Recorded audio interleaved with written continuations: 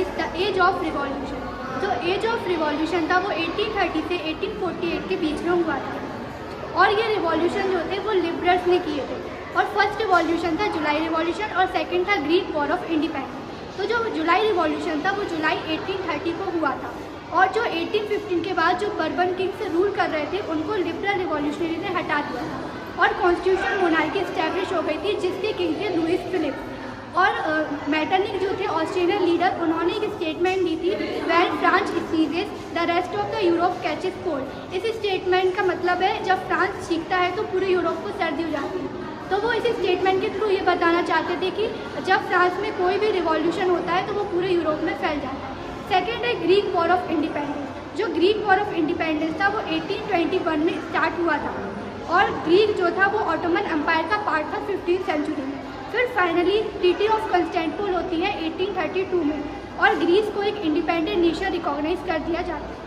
फिर है the romantic imagination and national feeling. तो रोमांटिज्म एक कल्चरल मूवमेंट था जिसमें पोइट्स, आर्टिस्ट और राइटर्स ने अपनी इमेजिनेशन और इमोशंस के थ्रू लोगों को नेशनलिज्म के लिए प्रमोट किया था।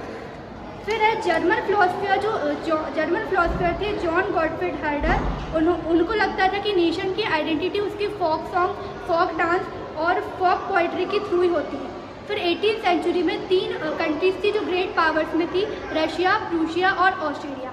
और नेशनलिज्म को डेवलप करने के लिए लैंग्वेज ने बहुत ही इंपॉर्टेंट रोल प्ले किया था। फिर रशियन ऑक्यूपेशन के बाद क्या होता है, जो पॉलिश लैंग्वेज थी वो स्कूल से हट गई और रशियन लैंग्वेज हर जगह इम्पोज हो गई। फिर 1831 में पोलैंड के लोगों ने एक आर्म्ड रिवेलियन किया रशियन रूल के अगेंस्ट, लेकिन वो इसमें सक्सेसफुल नहीं हुए और वो क्रश्ड हो गए।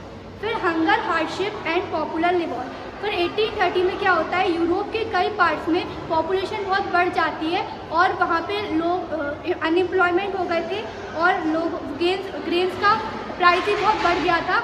इस वजह से उनको बहुत सारे स्ट्रगल करने पड़ रहे थे। फिर 1848 में मिडिल क्लास वर्कर्स और पीजेंट एक रिवॉल्ट करते हैं मोनार्की को हटाने के लिए। फिर the revolution of the liberals. जो रिवॉल्यूशन ऑफ लिबरल्स है उसमें वर्कर्स, पीजेंट्स और मिडिल क्लास के अलावा एजुकेटेड मिडिल क्लास भी शामिल थे। और फ्रांस फरवरी 1848 में मोनार्क का एब्डिकेशन हो जाता है और एक रिपब्लिक आ जाती है, और जो रिपब्लिक थी वो यूनिवर्सल में सफरेज और राइट टू वोट पर बेस्ड थी। फिर Germany, Italy, Poland, Austro Hungary empire, वो लोग चाहते थे कि हम भी इंडिपेंडेंट नेशन स्टेट बने। फिर उन्होंने एक कॉन्स्टिट्यूशन और यूनिफिकेशन की डिमांड की।